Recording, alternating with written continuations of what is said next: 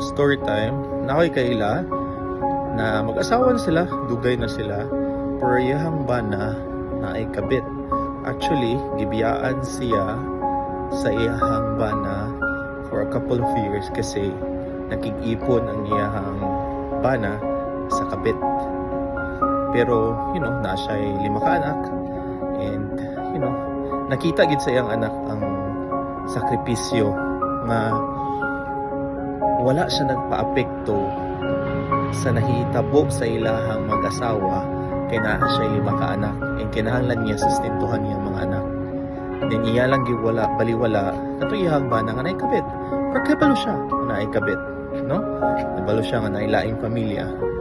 And 5 years ani ron nibalik ang iyang bana sa iya. Sa walay daghang storya iyang